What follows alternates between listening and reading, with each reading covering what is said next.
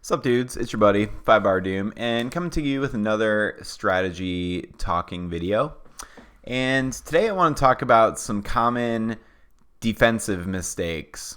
So you're playing goalie, and these are some things that I think you can try to focus on a bit to improve your goalie play. And some of these might seem small, but they're actually a pretty big deal because it really is like with defense, it's really about making sure you're covering as much of the goal as possible. And, I think through this video, you'll see there's some ways that where you can just make some very big improvements there that should give you some better results. So first mistake I want to talk about is crossing your men, or at least crossing them too frequently, or not doing it quickly enough. So the problem with, oh boy, falling apart here. So the problem with crossing your men is like when you do that cross, like because when you do that cross, you have this total eclipse moment, right, where the men are just like right in front of each other. I mean, that's, oh my God, this thing is pissing me off. That's basically the same as turning one of your men all the way up. You know what I mean? So obviously, like if somebody shoots on you when you're mid cross, that's a huge problem because instead of having two men to block the goal, you only have one man to block the goal. And it's not just when you reach that total eclipse portion. It's really anytime the men get within more than a ball width of each other. And this is talking about like you're defending a pull or you're defending a roller, like a standard 3-bar shot. It's like if you have, the two men are separate, they're each kind of covering their own area. They get within a ball width of each other. That's still pretty good, because like they're blocking whatever they're blocking and you can't really fit a ball in there, or if you can, you got to hit it perfect. But once you get to once the men are close enough to where like a ball can fit exactly through it, or closer, the closer you get, the worse it gets.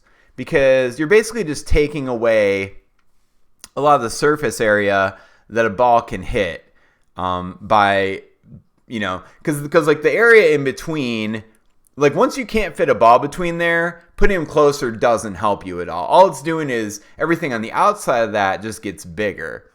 So you can see like whenever you cross, you are encountering that same situation. So like in a slow, and I could do this on a table, but editing it all together is gonna be a real pain in the ass. And I kind of just want to get this video out there and talk about it. So you're gonna have to do a little visualization for me. But like, let's say, let's go through when you're crossing the men. And even if it happens really fast, it's like you cross. We're all good so far. Then you get to the point where they're a ball width apart. Okay, it's still not bad. But then everything past that is bad, right? So it's like you get to where, ball width apart. Now as you cross over, all this is bad. All this time it takes to do this part is really bad. And the only time it doesn't get bad is when you finish that cross.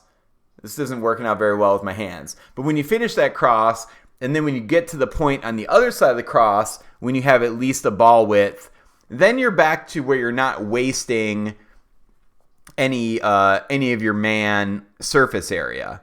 You know what I mean? So one idea is never switch.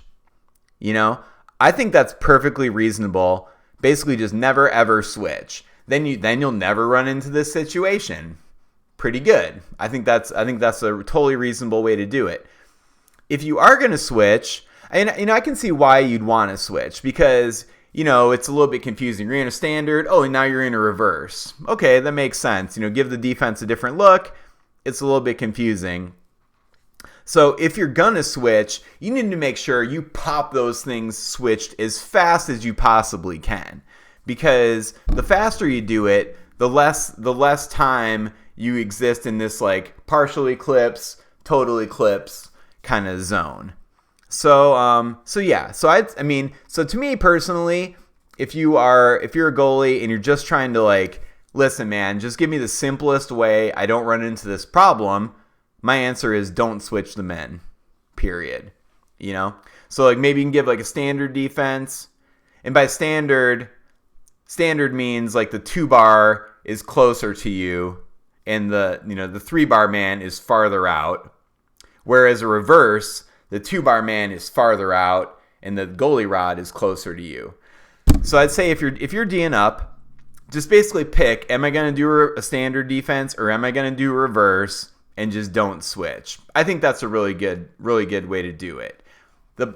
It becomes even more of a problem the more you switch. So if you're just switching like a lot, you're just creating a bunch of these total eclipses throughout your defense.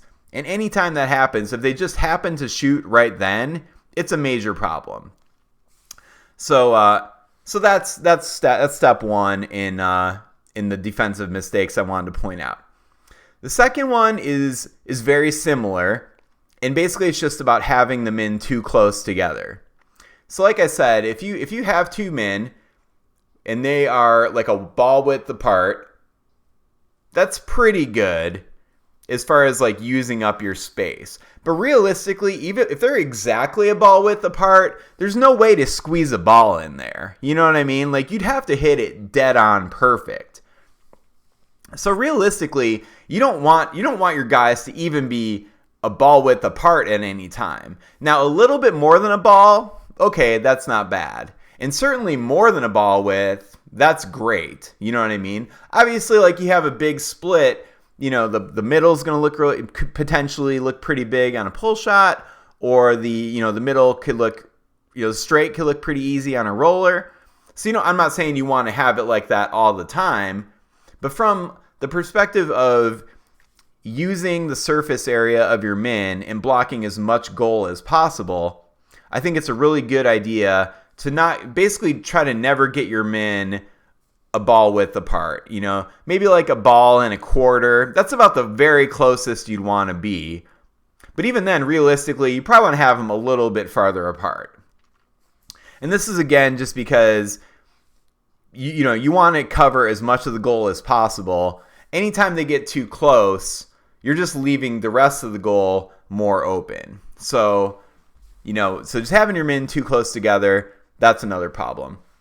Third problem, overrunning the sides of the goal. Now, for example, you have your goalie rod and you're kind of moving around. Have you ever hit the side of the table with your goalie rod?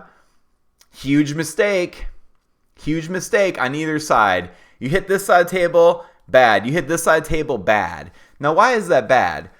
If you're shooting a roller or a pull, if you push the rod all the way to the side to where it hits the side, it's all about this whole like not leaving more than a ball width, or not going closer to more than a ball width.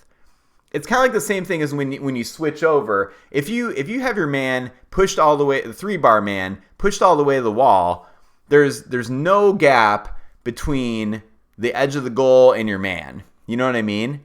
And realistically, like if let's say this, hi, I'm the wall. If this is the wall and you have your man floating out here, if you go all the way to the wall, yeah, they're not going to be able to shoot that side, right? But the same is also true if you go half a ball width, a ball width, or again, this kind of magic like ball and a quarter, somewhere between a ball width, ball and a quarter, that you still can't fit a ball in there. So anytime you go closer to the wall than that, you're just opening up the rest of the goal. And that's a mistake I see people make constantly. You know what I mean? Absolutely constantly. People are just like posting this side, and you're just leaving way more of the goal open. One really smart thing, so Ditto Hobbs is a guy out in Colorado. Crazy dude. He taught me the back wall pass, by the way. He used to hit the sick back wall, and I took it. It's awesome. But one thing he would do, and again, I should be on the table to show you this, but whatever. Maybe I'll do a different video later, is he would kind of choke up on the rod to where like the handle is like here. He would grip over the handle to where if he did push the rod all the way to the side, it couldn't go all the way to the wall, because the rod the table would hit his fingers, and then that would create that extra space. on the push side. And on the pull side, he would do something similar with you could do it with a 2-bar or you could do it with the goalie rod, but he would have it to where his hip would block it. So he would have like a choke up on this side to where his fingers would hit the wall to where it would never go past, it would never leave a smaller gap than a ball width.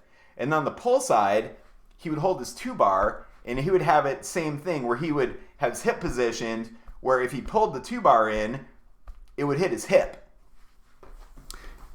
And it would hit his hip in a way where it would be at the proper spot to where you wouldn't overrun the 2-bar on the other side like that too. So there's like some physical ways to just position your body to not make this mistake. So yeah, those are some tips on that. If you have questions, please post some questions in the comments. I understand this might not be super duper clear. You're gonna have to think about it a little bit to understand what I'm talking about and maybe get on the table. But anyway, so that's the third point.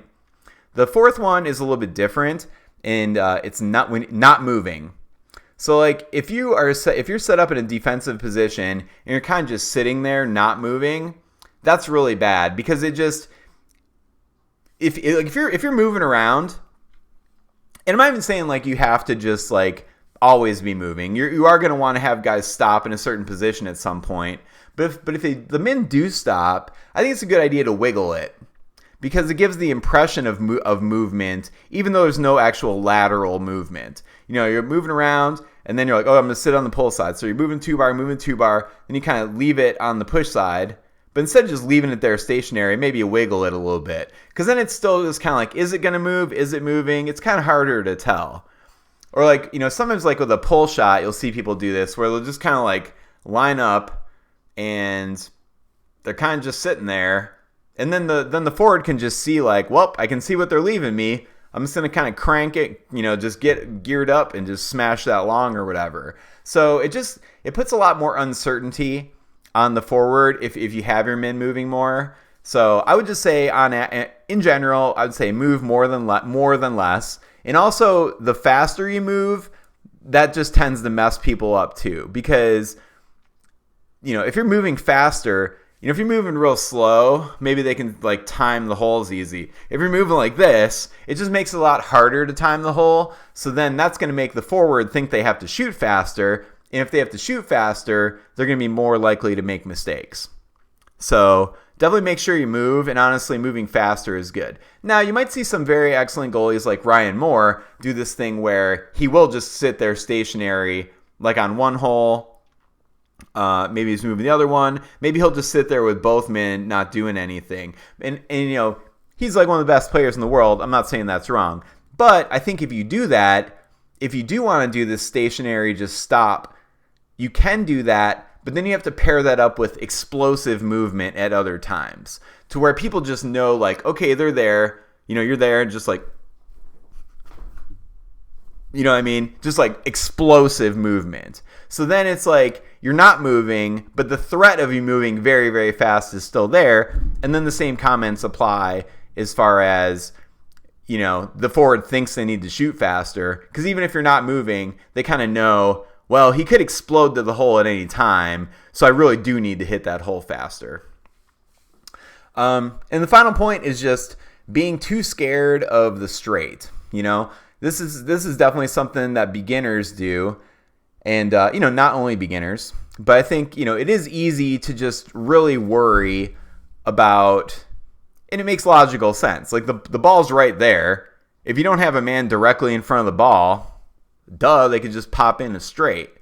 But it's not really that easy, and a lot of times like people will kind of get in their head like, okay, this time I'm going push side, roller. And then they're kind of just looking at the push side. So you can open up that middle, and even if they see it, they kind of have to change their mental state to like, oh, actually I'm going to go straight now. So you just have more time to you can leave that middle open, or like on a pull shot, you can leave that straight and just cover long and push. You can cover long and middle, and it doesn't necessarily mean that they're going to just immediately take the straight. The one caveat I would say though is right when the person's getting set up, make sure you stay in front of the ball.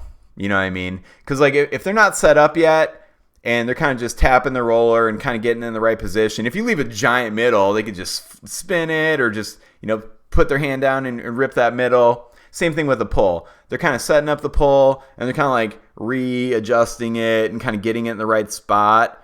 Like that's a time where people will take the straight if it's there. So if the person's not 100% set up to execute on their full range of shots, yes, be in front of the ball. Don't not be in front of the ball then. But as soon as they're set up and they're actually like thinking like, okay, I'm going to execute my shot, then you can start opening up the middle on a roller, or then you can start opening up the straight on the pull, and you can have more success. So so I packed a lot of different concepts into this video. Let me know what you think. Please post some questions and comments. I bet some of this wasn't super clear. So if there are certain things you have questions about, I can make a follow-up or maybe get on the table and record a video about it. But anyway, that's it for today. I hope you liked the video. If you did, please hit like. Please follow my page if you haven't. And maybe even consider sharing it with some of your foosball buddies. Thanks a lot. See you in the next video.